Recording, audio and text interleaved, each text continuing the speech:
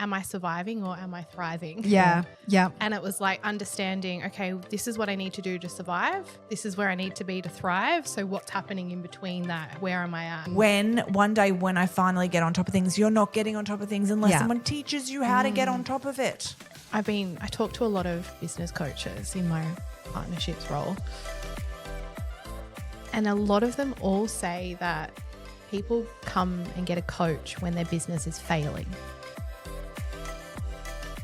Yeah. Why did you wait till the end? Correct. Yeah. Correct. And I think if I could tell my younger self, I would have got a coach when I started. You want to thrive instead of just surviving. You have to make change. There has to be, and someone generally needs to teach it to you. It's okay if you're not doing well in your business. Yeah. A lot of people are not. In your own little room, in your bubble, it can be really isolating if you don't have those communities and connections and support. If you assess it, if you know how to push it, you know how to change it. That's Absolutely. what makes massive. The 1%, 2%, 3% changes in those things is what's overall in a 12-month period going to change everything. The average solo business lasts 18 months. Wow. And it's the part of where hairdressers are moving into. They all want to work for themselves. They all want to have freedom. They want to do their thing. But what are you doing to understand how to run your business and learn those tools? There's two things that still scare me in this industry. I'm not ready for this. Hey, lovers, just a quick one. If you listen to us and you love us, could you please hit that subscribe button? I know it's a pain, but that little button means the world to us and our podcast and means that we can get more great guests on like we know you guys love listening to. So do a girl a favor, hit subscribe, and we would be so grateful. Welcome back to the Inner Sanctum Salon Rising, the podcast. Good morning, Sam. Hey. How are you? I'm good. Excellent. This is our final recording for the year. Oh my goodness. It's so wild. I was reflecting on it last night. I feel like since we did the final episode, like the one that we're going to have like, our final. Yeah. Oh my goodness. I think so things much has have changed happened since then. Yes. Yeah. But I think, 2024 has obviously been a huge year, but I'm really ready for 2025. Yeah. And I'm just ready for the development of 2025. Yeah. In saying that, we'll get to 2025 and we'll be like, oh, it's like a roller coaster all over again. Why do we do this? Why do we want a new year? But I'm ready for. I just feel like there's a lot of evolvement in our industry for sure, and I'm excited to see where this year goes. But also have never felt more calm in just going with the flow with it either. Yeah, yeah. Because it's been an unstable 12 months for the industry. I feel like Agreed. It's been really, and we'll speak into this with our special guest in a minute. But yeah, I feel like everyone that we speak to is going into 2025 with this sense of excitement about where that might be going. Yeah. And I think for me, more so than ever, I've not been more focused on just my own journey. Yeah, yeah. And I think that is the important space, and especially a lot of the young artists that are coming through. It's, how can you get back in your own journey and back in your own space, and what does it entail for you to be back in that? Because the young artists that are coming through, is social media is all they know. We know a life before social media. Yeah. And so, I think more than ever it's, how can you pull out and get back into your own journey and stop focusing on what's outside of you, and what are the things that you can do to bring you back into your business and bring you back into calm and peace and to just travel your own journey rather than feeling like you need to travel anyone else's. Which is so appropriate for the guest that we have today. So we are joined by the beautiful Sherri from Timely. Welcome. Thank you for having me. Thank you for coming up to see us. It's so nice that you've flown up here to be on the pod with us today. And Sherri had, like when we had our conversation about what we were going to talk about on the pod, it was really about the journey, right? Like it's about that journey, the story, and perhaps the stories that we tell ourselves. So we're going to do a quick backstory into how we came into each other's lives, which happened so serendipitously, really. It was wild. We had just been following on socials I had just bought the Salon. Nobody wanted to have me as a client when it came to software. And I just sent you a DM one day like, Sherri, help me. I don't know what to do. Should I do this? It's so funny. I did not know where you were at until last night you posted the gift vouchers and I was like, oh, this was timely. Yeah. I didn't know that. And And also, it was a hell of a journey. and I was like, also, I need to be doing this. Thank you, Jen, for the reminder. But yeah, I'm even interested, like, because I don't know all of these things. Anyone that says, oh, Jen's your best friend, you see her all the time, I can't tell you the last time Jen and I actually hung out. It was at our retreat and we spoke until 3 in the morning. But we don't actually, we're like passing ships in the night more so than ever at the moment because life is busy. Is so busy with both salons and Salon Rising, everything and families that it is, you know, there's a lot of stuff we find out on the pod. I didn't know that. Thank you. Yeah. So that was, I had looked into so many different options and none of them were kind of suitable for what I needed. And nobody just really wanted to help. And you were just like, I'm going to help. And you really did. It was so amazing. It's like, I'm going to help and I'm going to send you this person. And everyone you sent me was so helpful. And it really was a light. I remember saying to them, it's like, you have literally been a light and what has been a really shitty journey. Thank you. So Thank you for helping me. And then ironically, the next week I was like, hey, I think you're going to be on the pod with us. So it was really Because again, nice that's Richard's job. Yeah, that's Richard, and we don't always get to talk about these things. So it was a really lovely introduction to you and what you do. But when we were talking, because I don't think people realize, I know you have this label as Sherri from Timely. Yeah. But I think it would be really cool to talk about Who is Sherri from Timely? Yes. Who is Sherri from Timely and how did she get here? Because your journey is so interesting and so insightful. I think loads of people will get a lot out of it. Thank you. Thank you. Who is Sherri? Well, let's start. So I think one thing I want to know is I think a lot of hairdressers and beauty therapists kind of look at software like it's really scary and that it's just this big, scary, you know, tech company as such. But, you know, me being part of Timely and being Sherri from Timely is I come from the industry. Yeah. I've been in the hair industry for 20 years. I counted that a couple of months ago, actually. I had to really think about it. And I was putting actually something together for some content and I was piecing together a bit of my journey. And it was really beautiful to sit back and reflect on how it all started. And I was also thinking really this morning about a bit of my journey, and my parents never wanted me to be a hairdresser. Oh, yeah, same. My dad actually said to me, you know, hairdressing is not a smart job. You need to finish year 12 and make sure that you have a good enter score, you know. And I disregarded that and went in and started my hairdressing apprenticeship. And from then on, I've just kind of, you know, worked in salons. I managed 32 salons at one stage. I worked for product companies and then, you know, decided I'm going to go out on my own. Let's do it. And did I learn a lot? I think there's this part of you that says your ego's like, yeah, I'm a business owner. Oh my God. Let's do it. It's easy. I'm going to kill it. Just look at me being a boss lady. Yeah. Oh, boss. Bleh. And I think when I did that, it was the hustle culture too. It's like work overtime, fit all your clients in, put bums on seats, just go, go, go, go, go.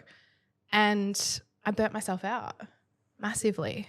But I mean, there's also that element because when you opened your salon, you opened your salon in a completely new city that you had never lived in, that you had no clients in. Zero. That you then had to pay for. Yeah. Yeah.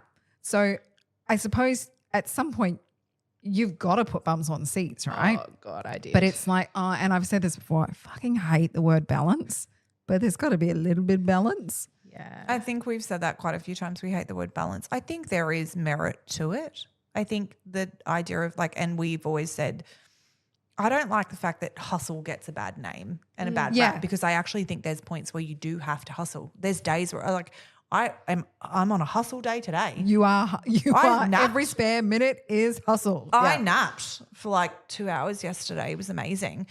But it's just where I think there is that you have the word balance gets a bad rap because people are like, how do you get the balance? I'm like, no two people have the same balance. Yeah. It's what they need and where they need to go. But I think And it's your situation at the time, right? Yes. You start to learn, and again, at this time of year as business owners and artists, more than ever, personally, you have to learn also how to put the brakes on. Yeah. You know, like because we're so busy that I think a lot of the burnout also comes from the fact that we put pressure on ourselves on other To do everything. All the Christmas stuff's happening. So, all the Christmas events and all the things you have to do and all the Christmas parties, and you actually have to, and I did that yesterday. Jen went to one of our close friends, like she went with all our close friends to lunch, and I just was like, even though it kills me to say, I'm just like, it's a no from me. I cannot I make am it. working on no energy. and I need to have a 2-hour nap.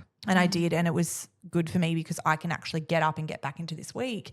Otherwise, I would be burnt out. So I think it's interesting that both of those words people put hustle and balance. Yeah. There's a lot of pressure on the words hustle and balance, right? It is. Because they have both had bad raps because it just depends on where you're at. I think the really important thing is taking an overhaul and look of your entire life and realizing where that's sitting. Because if you look, like you said, I burnt myself out, but if you looked at it from the overhaul, you were like, I was probably burning the candle at every end and thinking that was the only way that I was going to make it through. How far into it do you think you started to feel that burnout?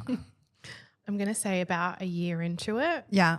I think the pressure, I thrive off pressure, and that that understanding of hustle and balance, right? Yeah. The hustle is a good thing because it kicks you up the butt to keep going. And then the balance needs to kick in when you realize and you recognize what it is that you're need. not going to be able to keep going. Exactly. I think it's your body, knowing when your body is in constant fight or flight is when, I think it's not necessarily the hustle, it's knowing when you're in fight or flight 24/7 that you realize you need to come down from that. And whether that's anxiety, where that's sitting, normally it's I reckon when you're sitting like that, it's an imbalance of where your mental health is sitting as well. Yeah. Because that's why the word hustle gets such a bad rap, because by that point it's not so much hustle, it's you're in constant fight or flight to try and keep moving.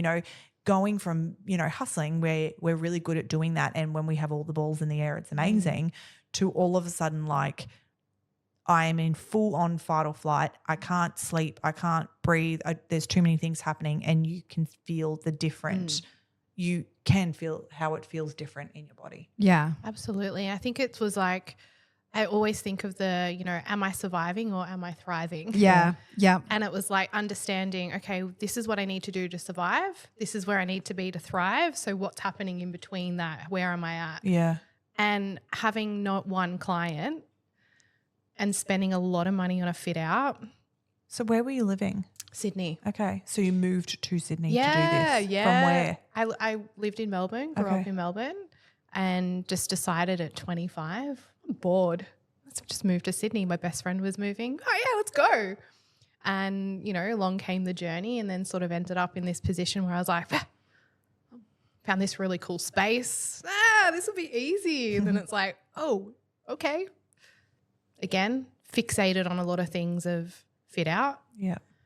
It's so funny because we're going to talk about your fit out and you're it's like, we need to call the pod that. Don't spend fucking money on a fit out. Which is interesting considering that we just finished a podcast. We literally just spoke about it. We just finished a podcast with one of my close girlfriends, and she talks about the importance of not doing all of that, just starting very small and very basic. Where was she about?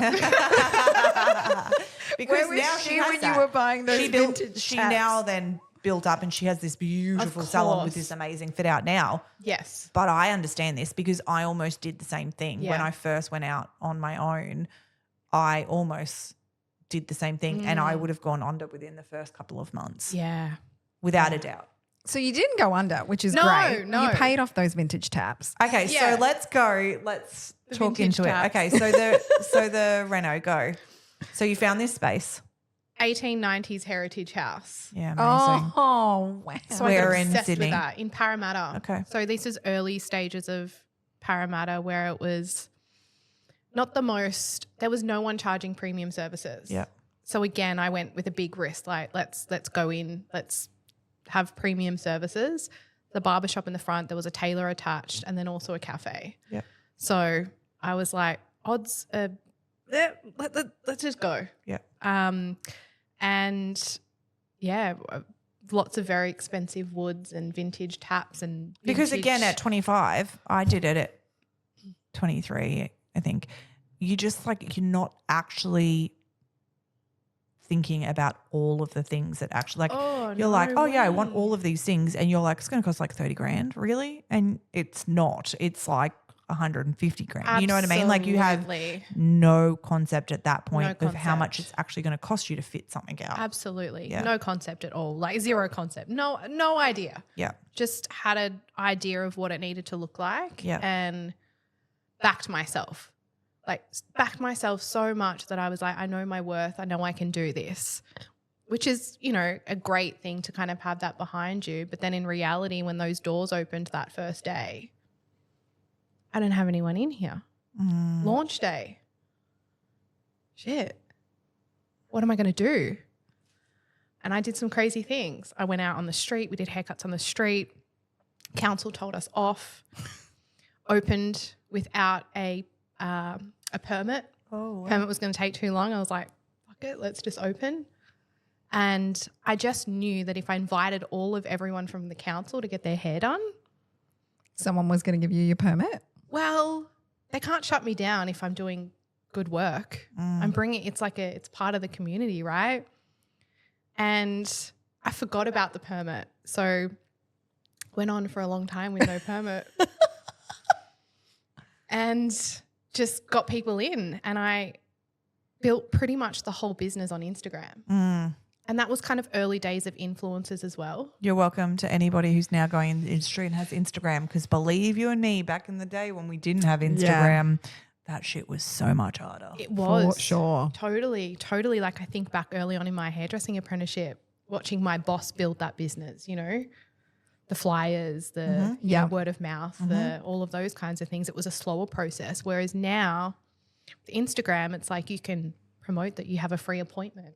Yes. You can fill your book. You can. You don't have to go and walk the streets and say, does anyone want their haircut? Yeah. So yeah, I DM'd so many people. I was searching cafe locations to see who had like 5,000 followers and up, inviting people to have their hair done. I would then just fill my day full of models from like Gumtree just to get content, and just started rolling because I was like, if someone's just sitting in this. this is good hustle. For Yeah, anyone that is listening, good hustle. This is Yeah, good. because instead of hustle. sitting there twiddling my thumbs, it's like, let's just fill the salon. And if that's better than having an empty space. I actually listened to that once. Jay Edwards was talking about the fact that he doesn't want an empty salon ever. So he will give people like Free stuff to free have stuff people so sitting that there. the salon look busy and, Yeah. you know, so he creates obviously all his content through that. But he was like, I don't want a salon looking dead. I want it looking pumping. Yeah. Absolutely. Like that is definitely something that worked. And then they ended up becoming clients because they were so happy and they were local to the area. That's why I sort of did the cafe, because Instagram used to have this feature where you could go to a location and you could kind of search like the actual location and the people that had like tagged it. I think you probably still can. It just looks different now. But I would just filter through that. And then I'd invite them back and then they just started rolling. And then the other thing that really worked well was like the Google reviews. And I know that They sounds still like work, they guys. still work. It's like a huge, huge, huge thing that I talk about. It works every goddamn day. Your Google reviews make a huge difference. And I am so passionate about it. so am I. Yep. Because it was something that I didn't realize. And it wasn't until I think someone must have said something to me and I was like, oh yeah, that's a really great idea. I was a timely customer as well then. And so I realized I could set up this automated message. It would then send to them after they would leave, and then they would leave me a Google review.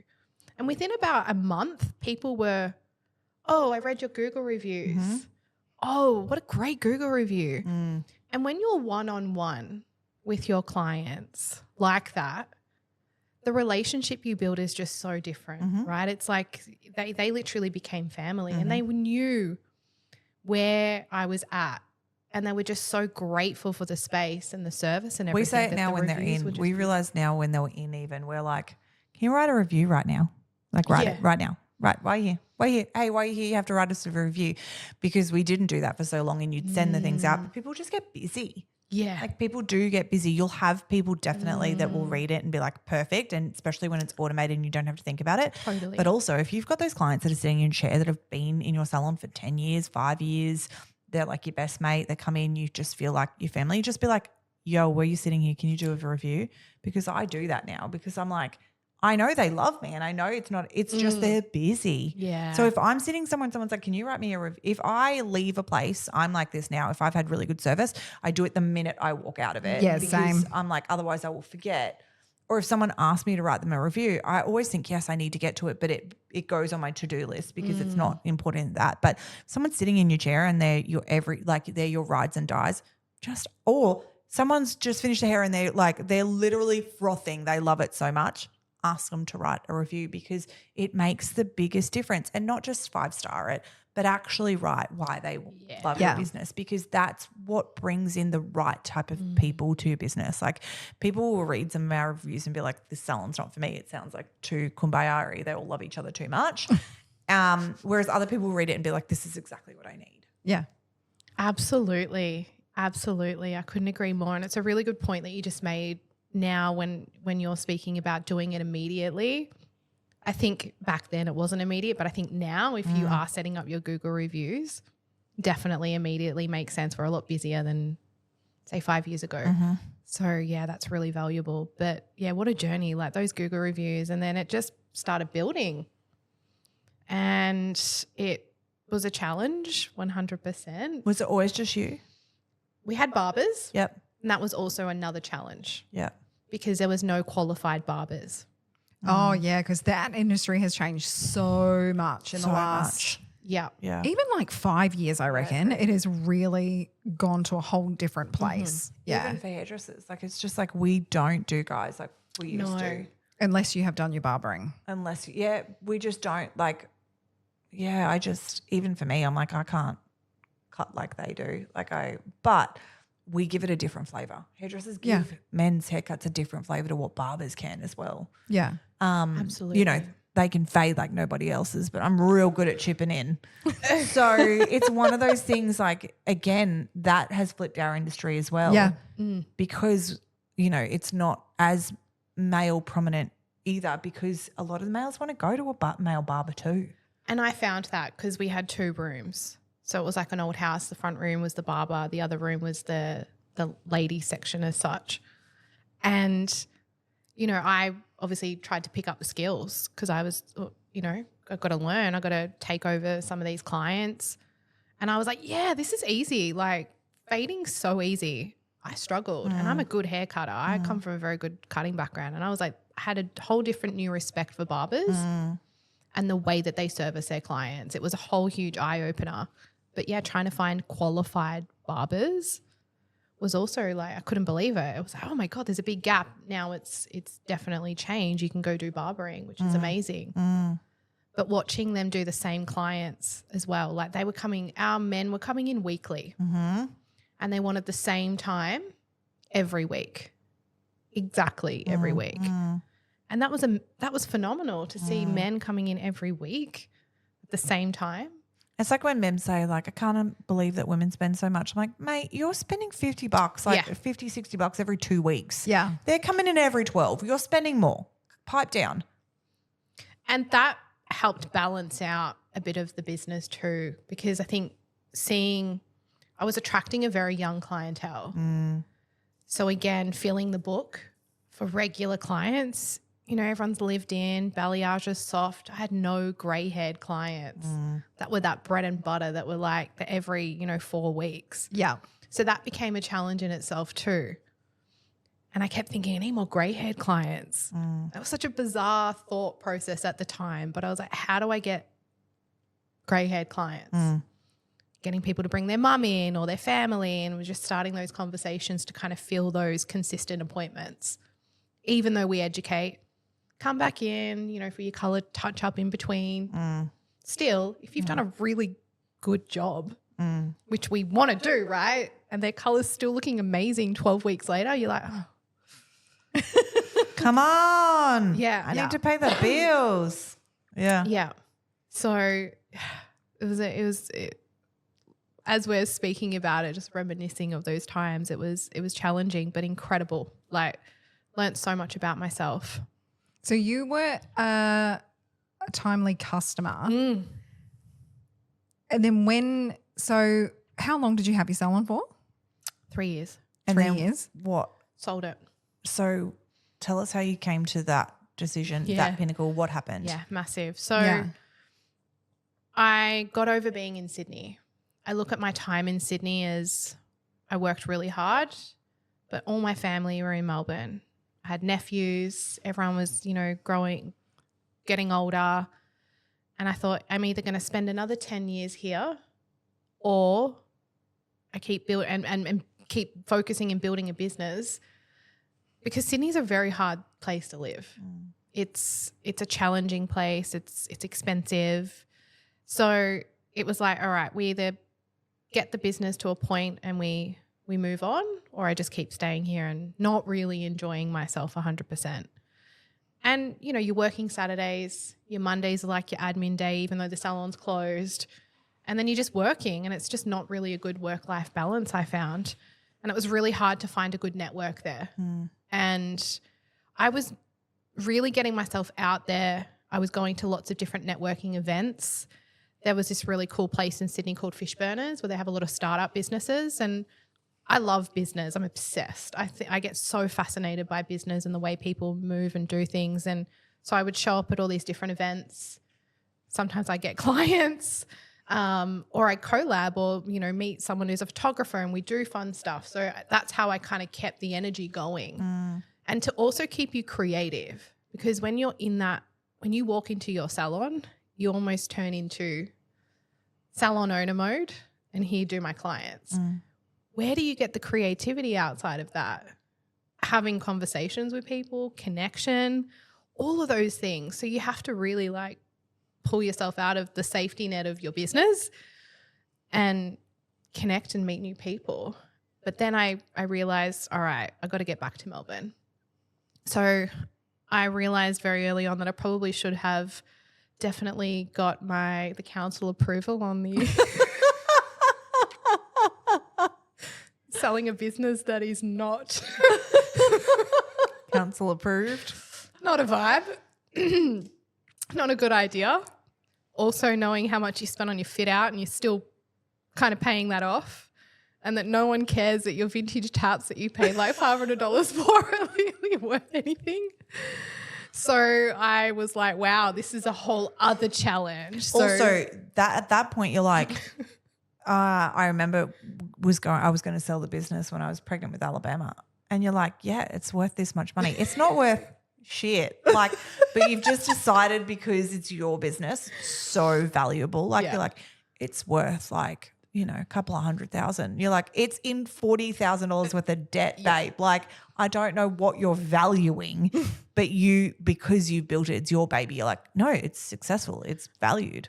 absolutely. Yeah. Absolutely. The conversation that I had with myself. Yep.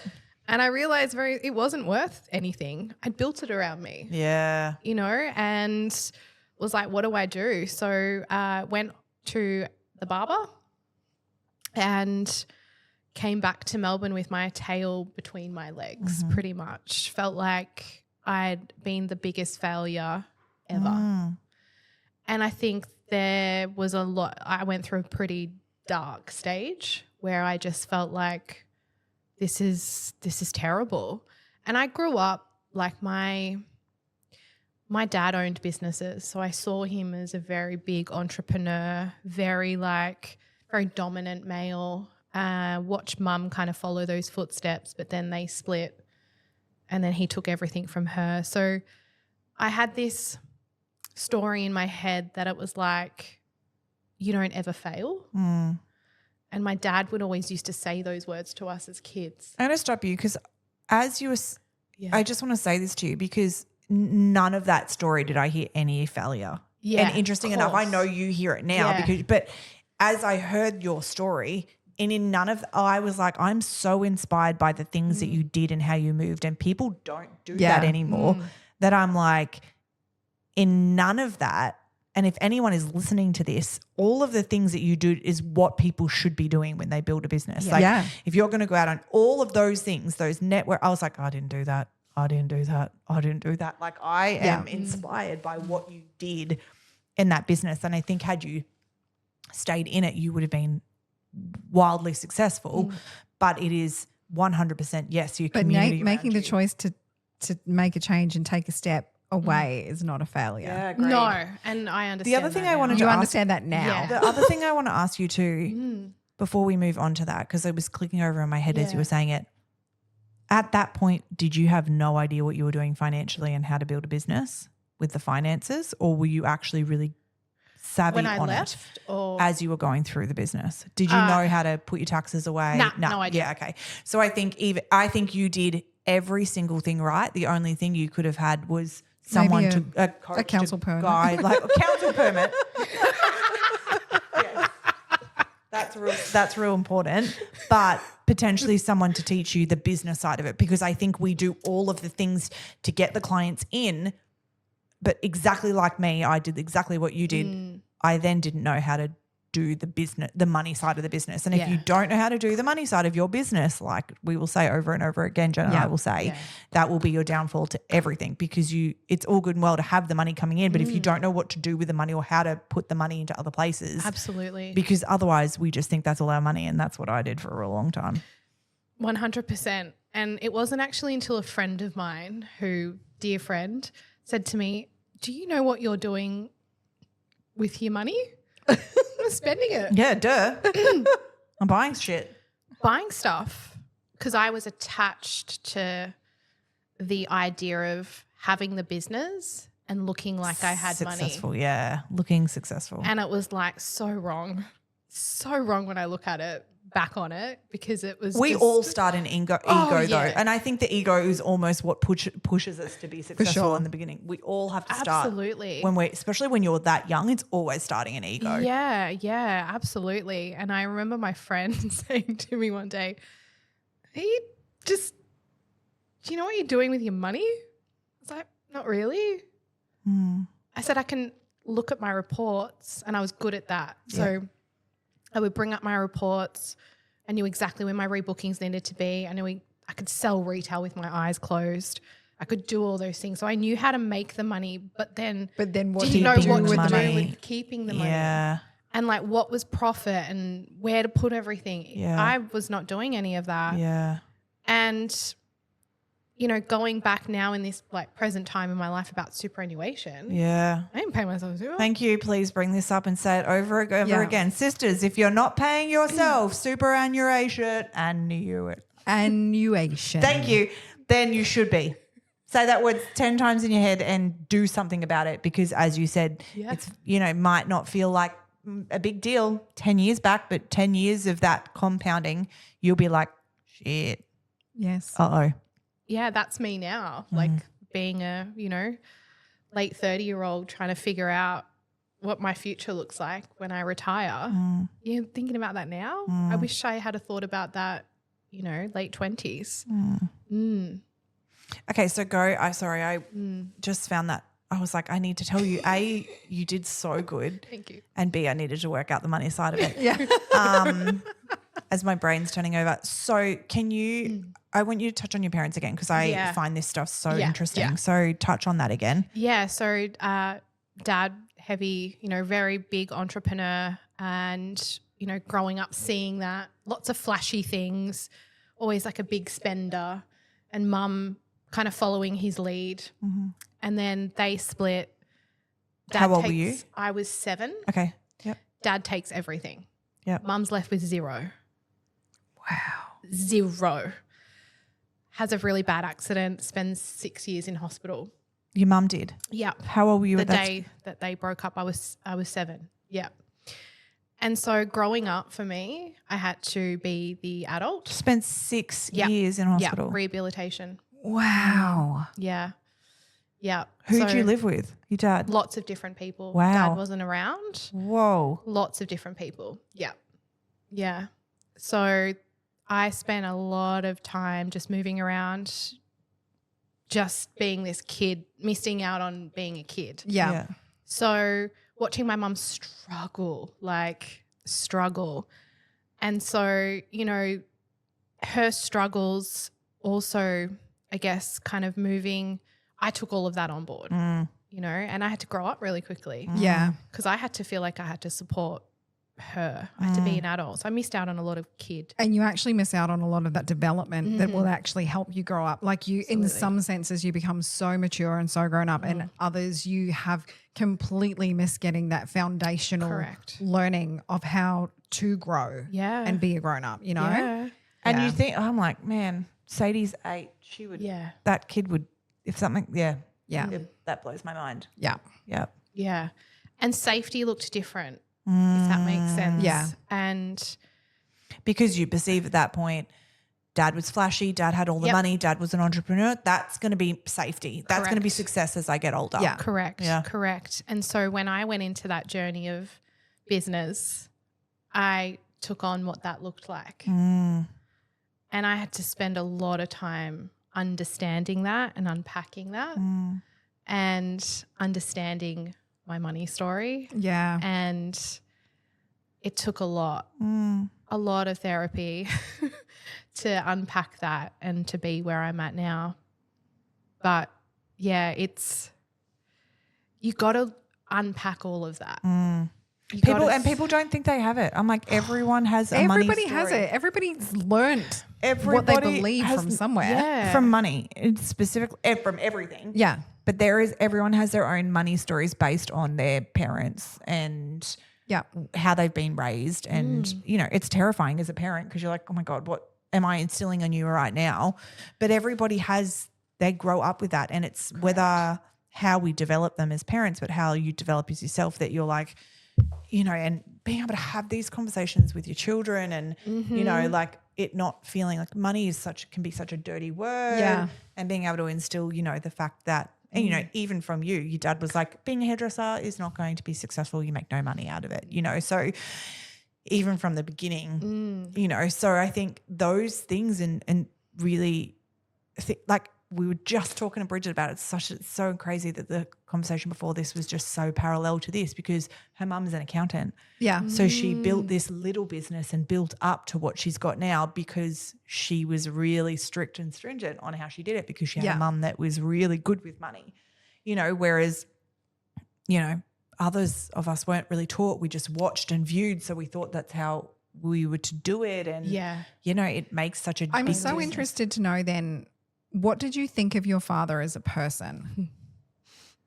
Yeah. If you're aligning success to being like him, did you like him? No. Yeah. But he was safe because he had things. Yeah. So he was safe. Or what he had was safe. Not necessarily he was safe, but what he had gave him safety, right? What he had was safe because like, and when I say safe, it's because he had a home that I could go to sometimes. Yeah. Whereas mum was all over the place. Yeah. So that was the safety. Yeah. So it was more like security, really. Yes. Yeah. Security. Security. Probably a better word. Security, yeah. And, you know, I just knew he was there, but he wasn't, if that makes sense. Yeah. So there was a very disconnected relationship massively. And that's, there's a huge disconnection there. But you know, one of the biggest pivotal points to me forgiving my dad, right? Because I think there was a lot of hatred there for a long time in terms of I started understanding where I was learning things from. And then I was like, God, this is not good. Yeah. This is not good. Like, I've got to rewire this. And also, as you become an adult, you're like, what the fuck? None of that should have happened. Yeah. Like the older you get to, the more you realize what you actually went through as a child and how. Yeah. I mean, I'm a big believer. I talk about this. My pain is now my purpose. Yes. Yeah. Something I really drive a lot because I actually heard that last night. It's my I like that. I actually heard that last night, and it was funny enough in a piece of scripture, and it was just like, that's what allows us, and we've always said it, like it's what allows us to teach through the hard things is what allows us, like you wouldn't be who you are, being able to share this story and give so much knowledge to other people if your journey had have just been easy. Correct. And I think something that's always been really lovely being at Timely is when I would talk to so many young hairdressers coming into the industry and hearing about their goals and where they're at, and I can so relate to it, and I would connect to them on a different level. And I would always laugh sometimes when I would be on a call, and sometimes my calls would go for 45 minutes because next minute I'm like unpacking their trauma. And it's exactly what they needed. And it's exactly what they needed. And then, you know, maybe sometimes an hour and a bit would go by. But that for me fills my cup to be able to share my own personal experiences of like, hey, I actually been there, babe. Yeah. You know, maybe rethink of that, rewire that a little bit. Yeah. You know? Okay, so you moved home from Sydney to Melbourne. This is like a 7-hour like podcast, everyone, because we're just going to keep going. Tell me more. Then what happened? So you moved. So what did you do when you moved back to Melbourne? I came back to Melbourne, tail between my legs, absolutely petrified, had to basically change my identity of who I thought I was. So I went and worked for a product company and loved it because I was just back out on the road and in Salon, connecting, meeting with clients, you know, doing all those really amazing, beautiful things. And you also had such an amazing background. Again, the success that you didn't feel like was success at the time, but the fact that you've had it, it's such a incredible piece if you can have that in our industry when you understand hairdressers. And I understood that when I started getting in Salon and connecting with business owners. Yeah. Because straight away it's like, oh, you know where I'm at. Walls down. Yes. Yeah. Yeah. You get that. It's actually your superpower. We talk about this all the time. Yeah. People don't realize that that's going to be their superpower when they're dealing with people. Absolutely. And that's where I started to change and understand that story that I had, you know, feeling like a failure, all of those kinds of things. I was like, actually, no, this is awesome. Like I'm getting, like these clients get me, these salon owners get me. This is so freaking awesome. And that just really started to change that. And I think the other beautiful thing was spending a lot of time reflecting on everything. And I'm a big reflector. And I always say, you know, life can only be understood backwards, but it must be lived forward. Yes. Right? And so spending the time back around my family. I love that. Are we all penning this shit down? Because it's all things I'm going to use. Like, Richard, write that down. So many, like, I like that a lot. Yeah. Because if we don't understand the past or our background or that story that happened, we actually can't keep pushing forward. And people get scared to live backwards. But what they don't want to look back because they're worried about what they might see. Yeah. But it's like, this is what got you here. Absolutely. Yeah.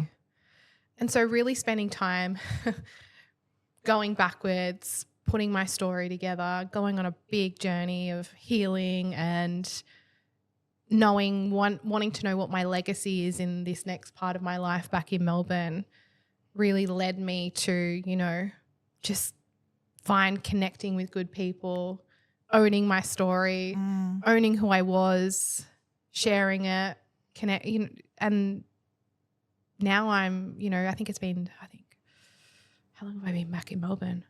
Maybe 5 years, I think now. I have no sense of time. Especially the last 5 years. It's been a weird 5 years. It kind of just robbed us of time. Yeah. So how long have you been with Timely for now? Nearly 3 years with Timely. And what took you onto that journey? Yeah. So you were really cool. Were you, when you were working with a brand, were you a educator or a rep? I was doing both. So I did a dual role. Again, doing both passions. I'm a creative. at the end of the day, the core soul of who I am a hairdresser. Hands down. I can talk it still. I love it. I still thrive on scrolling on Instagram and seeing the most beautiful work. And I don't think I can ever lose that because I understand that DNA of a hairdresser through and through. And so for me, moving into starting at Timely, I wanted to talk about business differently and the importance of understanding software and what it does for you. And again, having that story of my own understanding of, reports, numbers, and then realizing sometimes I was scared to look at the numbers, petrified. Software is a vital part to your business. Vital. And it's there to be the backbone for you. It is like your little assistant that is there to help you. Yep. And so moving into... You don't know what it ever looks like. How do you push yourself? Yeah. You know, if you're working out, you're like, I'm going to get really fit. You're going to see it based on what your body looks like. If you don't look at the background of it, how are you ever going to know that you're improving? It's the same with the figures. Your figures have to...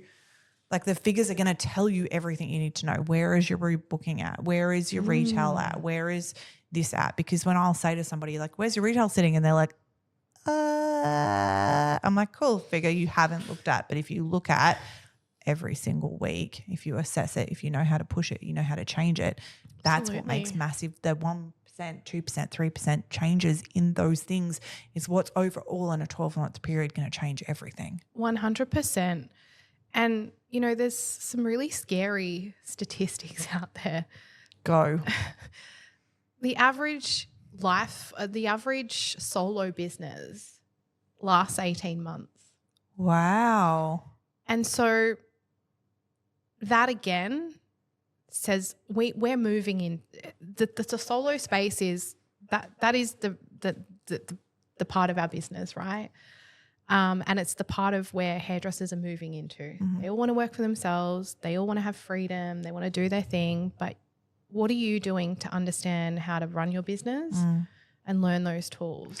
And we need... Because there's this assumption that, I'm just going to make all this money because they don't understand any of the numbers and any of the background stuff and of what it actually costs to have that. And it's crazy when we do solo and we work with solo artists. It's crazy. You know, like people just go, well, I'm making this in a salon, so I'll make that on my own. It's like, yeah, but like you don't have that concept of how much you're actually being paid when you work for somebody, when you have everything put back in, when you put 4 weeks holiday, 2 weeks sick leave, your wage, your tax, your super. All Don't of the extra, super. all your commissions and bonuses, everything that you get out of that space, it's actually without having to pay for any of the stuff that you used in that space. It's huge, you know, so that even just that, when we first break down that, people are like, I can't afford to pay myself this every single week, because you might have big weeks over Christmas where you're thriving, but what happens when you take 2 weeks off after Christmas? You know, so it's like when people go, I can't afford to pay myself that every week. I'm like, well, that's why you're going backwards, because you're giving yourself that and you're putting anything else away, and you're never, and people are like, oh my fucking God, I don't know if and that's why it lasts 18 months. Because, you know, I think there's this huge thing of like being just not working for someone, not working for someone, not working for someone. But at the end of the day, I think there's always going to be like, and I think, but you are still working for someone. You're working for yourself. You still have to work for you. You still have to work. I think salon owners think it's just going to go that way, and it won't, because people. There's still definitely people. Amount of people that don't want to work like that. They don't want to work the way that we work as business owners, and they are the people that we need to be inside our businesses and to take care of, so that they want to just do. You know, we take care of them, and our business can thrive, and they don't have to do all of the extra shit that we do. But I think it's this interesting thing that I think I totally agree. I think we have to be aware of ignoring that this is happening, because there are businesses and companies that are ignoring that it's happening. I experienced that. It's like, but it's just me. Oh, we can't look after you then.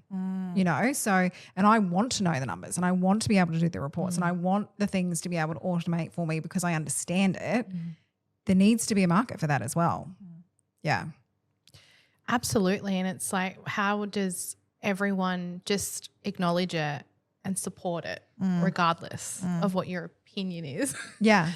Because the solo hairdresser can get very lonely. Which is and why need a lot of Yeah. support. Salon Rising, the solo hairdresser, is something we knew that as we started to do this work, it has to be both. Absolutely. It has to be the solo artist and it has to be the artist that has staff. Like it has to be both, not one or the other is And more actually important. not even just the hairdressers, because I find that even the solo hairdressers seem to have more of a collaborative union because you often yeah, work, and I say hairdressers. I but- shouldn't say hairdressers because in our industry, it's the hair and beauty industry. but I feel like beauty can be even more so isolating if Even you're more so working on isolating. your own Yeah. because it's that very isolated, you know, like not like in a co-sharing workspace where you're bouncing off other people. You are like in your own little room in your bubble. It can be really isolating if you don't have those communities and connections and support. Agreed. Because what happens when someone doesn't like something or you Yeah. don't have someone to bounce off Yeah. and no one understands except for other people in our industry. Yeah. Yeah. Absolutely, absolutely. And I think too, I talk to a lot of business coaches in my partnerships role. And a lot of them all say that people come and get a coach when their business is failing. Yeah. Why did But you that's- wait till the end? Correct. Correct. And I think if I could tell my younger self, I would have got a coach when I started. Yep. Why? That would have been an ideal scenario of like, okay, and to just have someone that accountability. Because people even now say, well, I just can't afford it. And we're like, I get it, but you're going to be able to afford it less if you don't have the help. Yeah. Exactly. So It's like if you get sick. Well, when I get sicker, when I'm on my deathbed, that's when I'll go and have the surgery, Jen. It's like, I feel sane.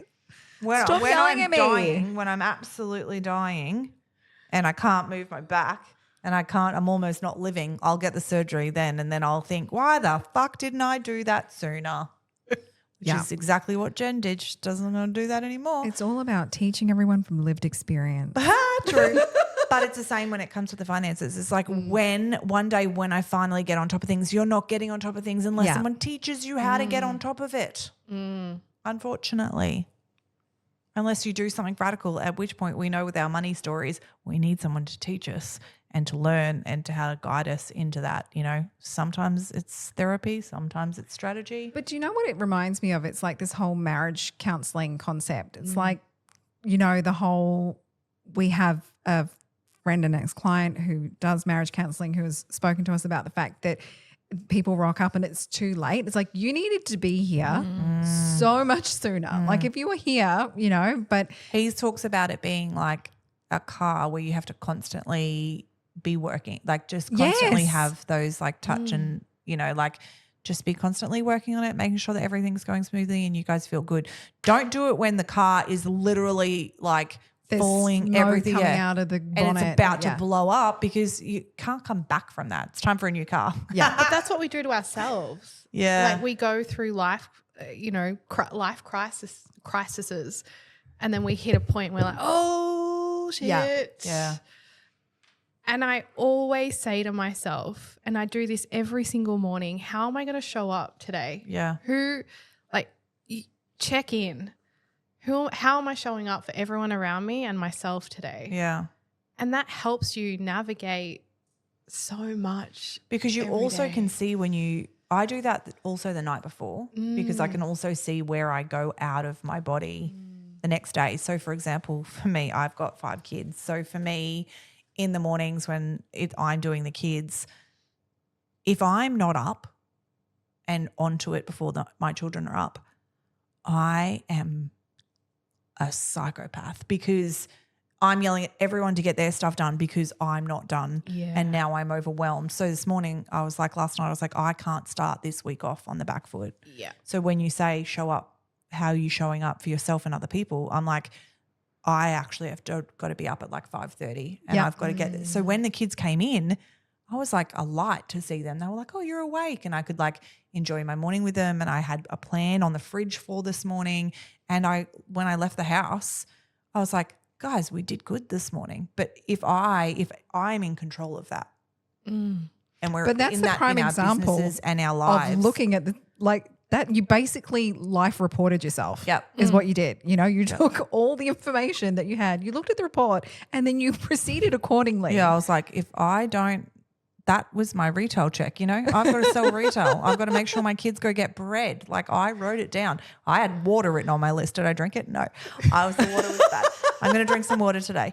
But I think that we can see, like you said, looking at it from the outside, you're like, that goes hectic because of me. So I can blame everybody else for this issue, or I can actually look at it from the outside and be like, oh, if I can reflect on why everything goes to shit and change things, I can adapt it and change things as well. Absolutely. So I think it's in life, in business, you know, if we can sit back and reflect and be like, well, if I actually knew my numbers, or if I actually got support, or if I actually found someone, or I listened to something, or I delved into a podcast. It doesn't always have to be coaching. We talk about it because we do it for a living, but do something about it, especially going into 2025. If you're there and you think, oh, I could get lower, and you want to increase, you want to, as you said in the beginning, if you want to thrive instead of just surviving, you have to make change. There has to be, and someone generally needs to teach it to you. Yeah, yeah. And being vulnerable. Yeah. Right? Like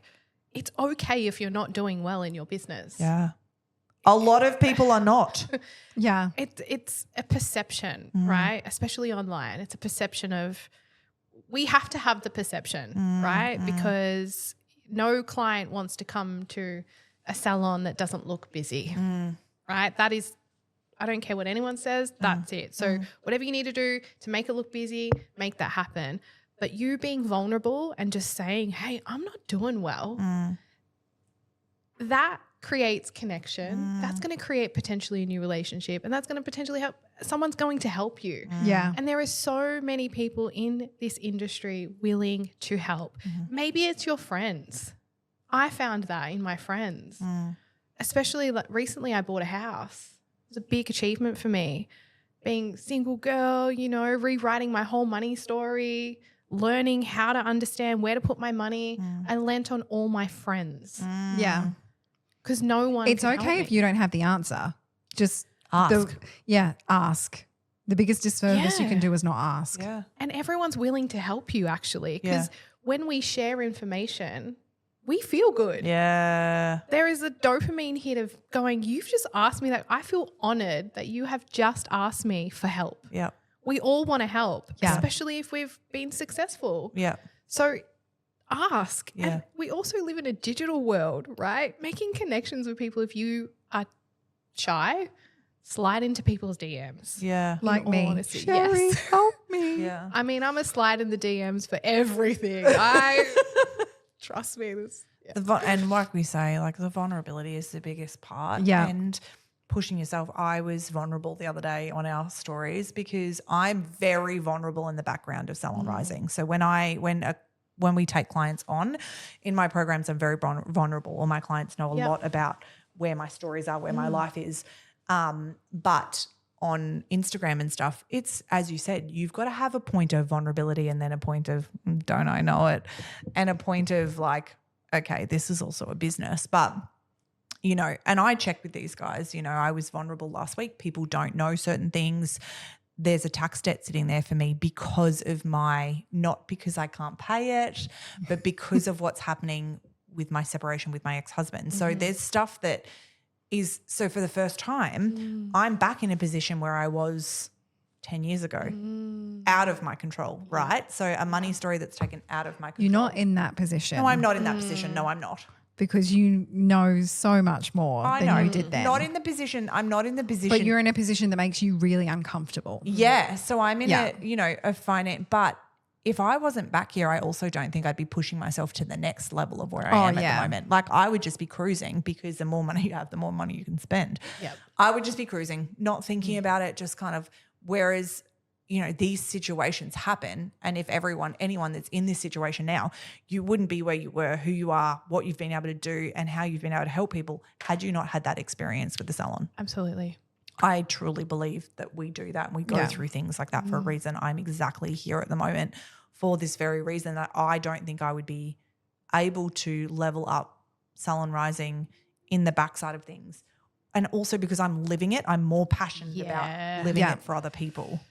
Absolutely. You know, like I'm like, I know this changes things. I know this makes a difference. I know that this can happen in so many different areas of my life of where I live right now, that I'm like, I know, but when you're in it, it's so easy to stay stuck. Absolutely. And to not make change, because change is scarier.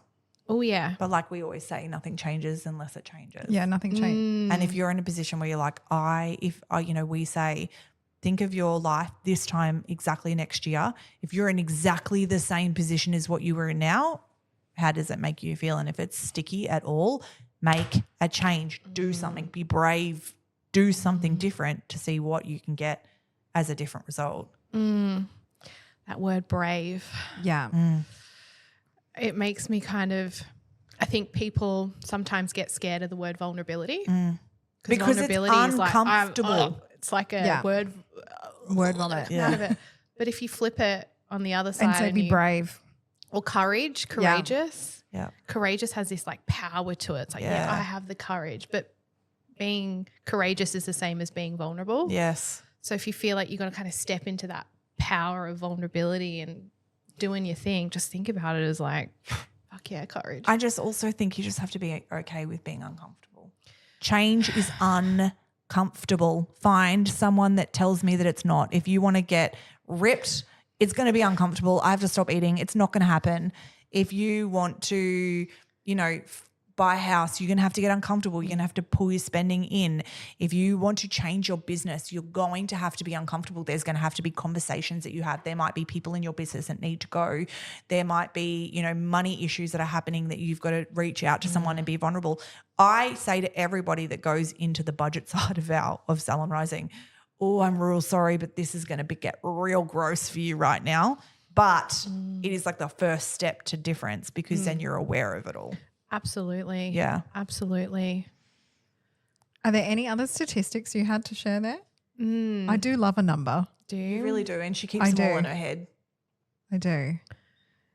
Well, one thing that scares me still. Oh God, I'm terrified. There's two things that still scare me in this industry. I'm not ready for this. The average retail percent in a business is 7%. Okay, so what I need to know from you for this, because I look at retail differently in my business. So I look at retail on percentage of clients purchasing. Yep. I don't look at it as the overall percent of my business. So for example, if the business made 10 grand, I don't look at it as the business has to make 2 grand of that in retail. Yeah, okay. For example, I look at it as the percentage of clients. So if you looked after 10 clients, at least 3 have to purchase, because that means that you did your job properly. It means that you did your job properly, because you're actually recommending to all of your clients and making sure because if it's just a single monetary value thing, then you could have one person that buys everything and then you haven't bothered to do anything for them else. That's definitely a really great way to look at it. But I think as an industry, just overall. Yep. So when you say 7%, so you're saying if someone spent $10,000, they're making $700 in retail. Correct. A lot of people will look at that and say that was successful. Interesting. What do you think people should be?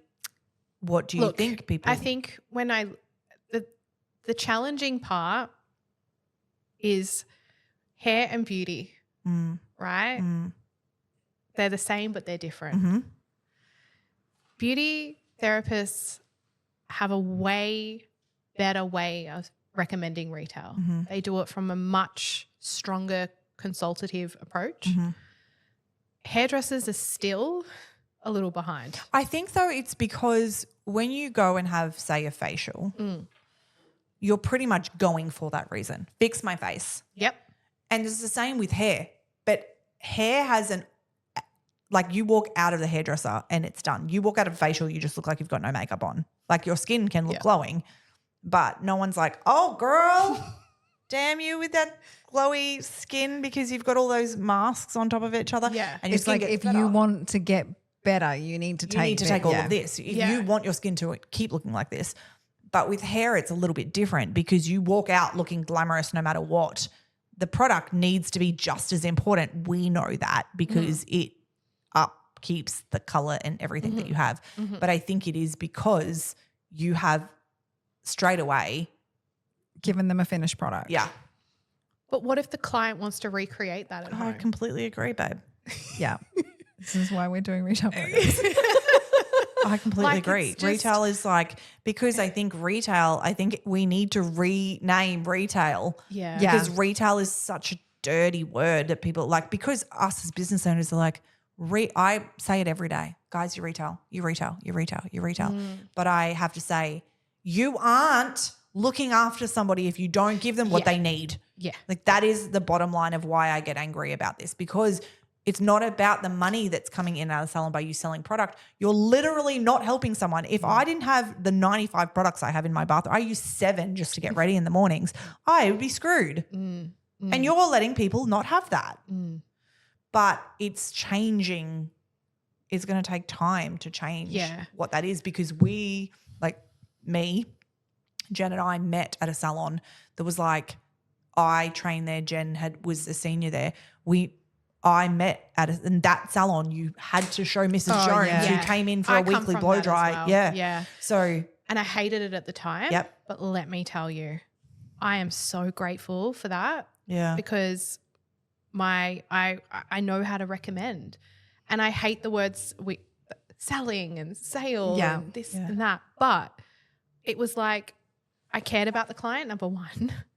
Genuinely. There's this care factor as well that you And people can genuinely- tell if you don't genuinely care. Here, do you need a Absolutely. shampoo and conditioner? Yeah.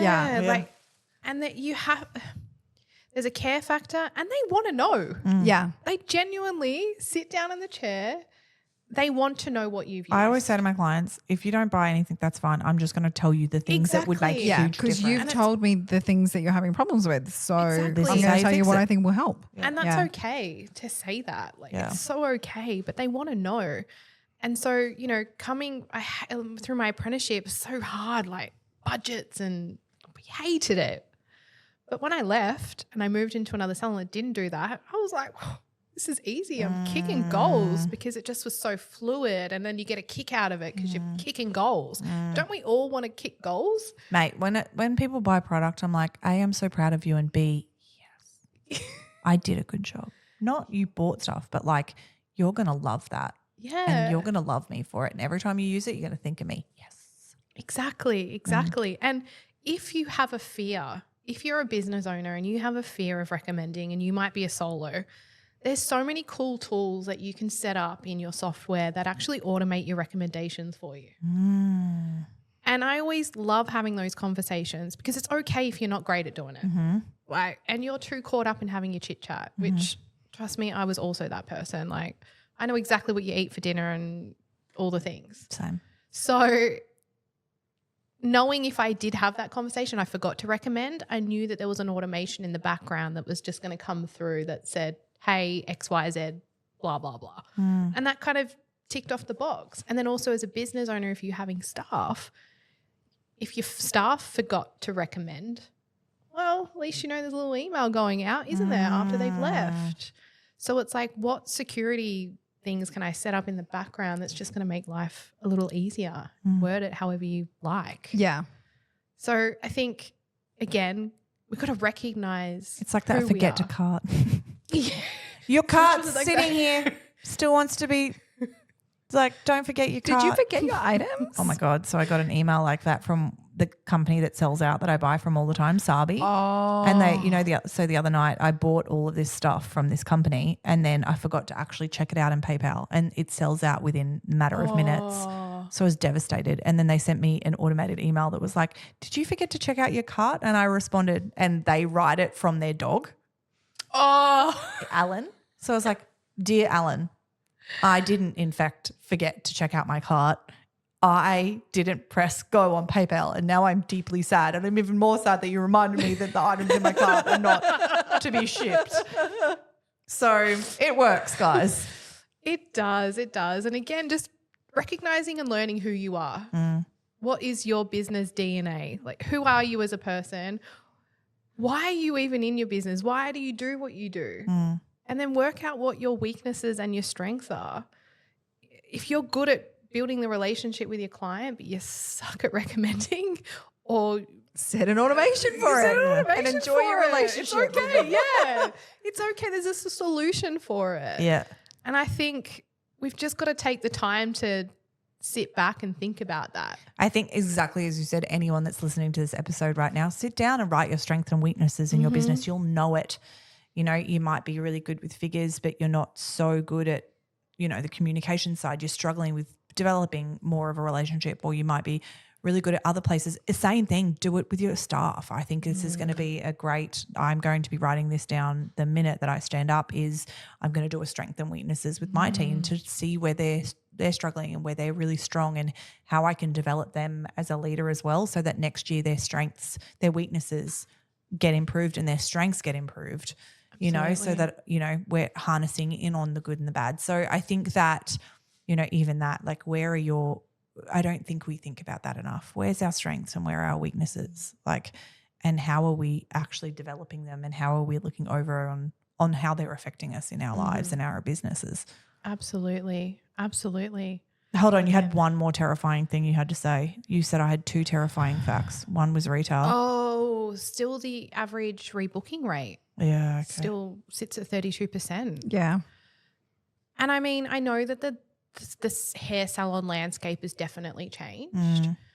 You know, we're still in this lived in colours. And God, I love it.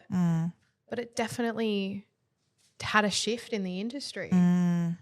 And I get that will affect, I still believe that affects the numbers. But are you having the conversation? It's a client journey that I talk about, like, that you should be talking about what is coming up next in this appointment. And I think too, something that I see done really well, and I get a lot of inspiration because I see so many different businesses and I get to see what they're doing. Or we actually have a really cool thing at Timely where we actually get $100 a month that we can spend with our customers. So we can go out, you know, we work from home, so we don't necessarily get the in-person, but we'll rock up, get a facial or whatever it is, and Timely pay for that every month, and then we get to help them with things. That's cool. That is really cool. It's amazing and they love it. Like, it's such a, oh, no way. Because you're giving back to their business. Absolutely. Yeah. And I get to experience different things. Yeah. And I love a good consultation. And yes, busy, all those things, but setting up something, asking your client a question, like what's your expectation of being, how regular do you like to come to the salon? And at least then if they've answered and then ask them it again. Yeah. The biggest thing I can tell you is don't ask them how often they want to be here. They'll lie, because anyone that's lived in will say, oh, maybe like 6 or 8 weeks. And you're like, well, that's funny. You haven't been in 16 weeks. And I'm like, tell me again. I was like, how long often do you really want to do it? Because people are also ashamed at not doing things. Women especially they didn't do it guilty right for doing things. You're going to get angry with them because they didn't do it right. Or they feel guilty for taking care of themselves, and they think, oh, I should probably do it a little bit more because I'm not taking care of myself, but then I'm guilty. And I'm like, how often do you actually want to get done? Yeah. Ask them twice. Yeah, that's good advice too, I think. And even on the retail side of things, or even other services that your salon offers. Something I found really clever seeing a salon do was on the consult form listing other services they might want to talk about. Because what happens is you're like, yeah, you're just a hair salon, but you might have a beauty room in the back and they don't even know. And so working in synergy a little more and them just answering the question, at least then you've got that consult form and you're like. I've already started talking to people about the smoothing product that I don't have. I was like, next year I'm going to be doing this product. And my best friend does, and it's really good.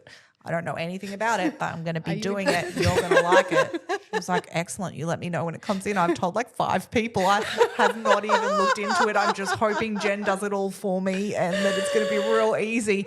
But just so you know, we're talking about the journey that I don't know I'm going on yet. But that's okay. That's okay. I'm going to give them something they need. Yeah. I'm excited about it. Don't do it to shit you don't want. There's a reason why I've been avoiding this for so long. It's also being very authentic to where you actually want your business to go. Yeah. Because believe me, I'm not talking about hair extensions or men's cuts.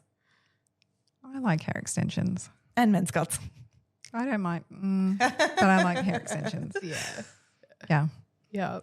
So again, that whole client journey, you know, the consult forms, getting to see what other businesses are doing and using all of those tools. Again, find your weaknesses. Yeah. Find your shit out, work on them, automate it.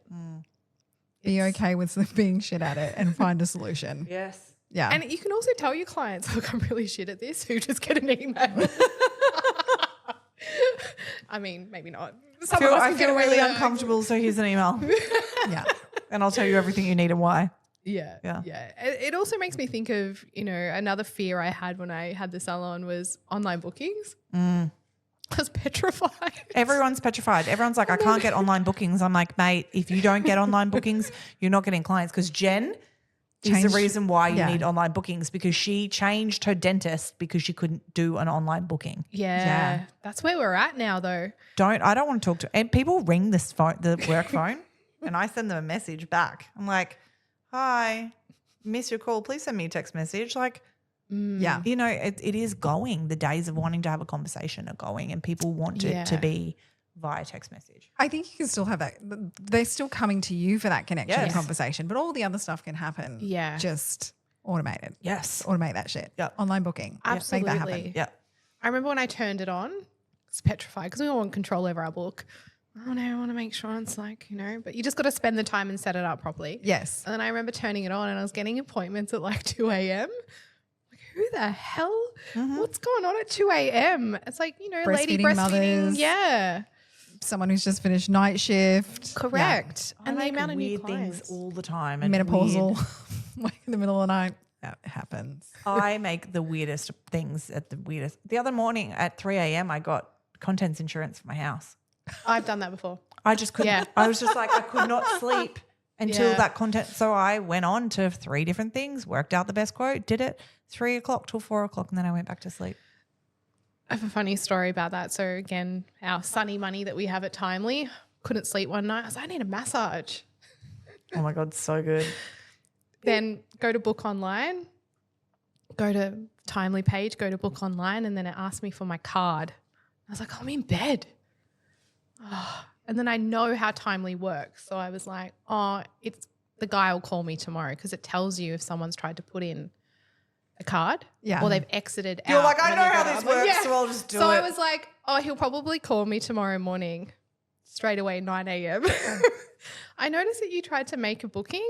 Is everything okay? And I just cracked up laughing because I said to him, I knew you were going to call because I actually work for Timely and I know how the booking system works. And then he laughed. I said, I just couldn't be bothered getting out of bed at 3 a.m. to get my card. So I just exited it out. And then he's Knowing like, you would call me. And we had the biggest laugh on the phone about it. And then You're like, he's here's my card details. And then he's like, don't worry about your card details. I know you're probably going to show up. And I was like, If not, I'm gonna call your boss. I'm gonna get a refund. Yeah. So yeah, I've done many things at odd times too, but yeah, the little notification saying someone's tried to make a booking is a good one. It is such a good one, honestly. I just feel like we've all learned a lot from that conversation. I feel like this conversation could go on forever. Yeah, but we Richard's have like, to come stop. on, Richard's you've got to like, wrap come it on, up. guys. Richard's been like, and then we keep going into the next subject, and you can tell It's Richard's like, what about this, guys? Richard's Yeah. like, shit. Yeah. Shut up. So thank you so much for coming. I enjoyed you. that and got so much out of that, even for my head. I'm like, I'm going to do that. I'm going to do that. I'm going to do that. I'm going to do We that. need to write a list as soon as we get off. This is a whole purpose of these conversations, is that you guys are like, yes, yes, yes. And if you do, write it down and start putting it into action. Put it on your to-do list. And it doesn't have to be done straight away, but like put some of these things into place, because this is where the change happens. It is the change. Absolutely. Thank you so much for coming Thank and you. coming up to see us Yes. and coming and joining us on the show and helping me with everything. You're I so appreciate welcome. it. Thank you for having me, and thank you for creating such a really beautiful podcast to have people share. You know, we need things like this in our industry, and it's really, really, really important to have these conversations. You So need to thank come you. back because I feel like we've Yeah. got so many. It's like part 2. Okay. Part 75. People are like, all right, so it's the 3 of you now? Cool. All right, guys. Thanks so much for listening. Thank you. and we'll talk to you soon. Bye. Bye.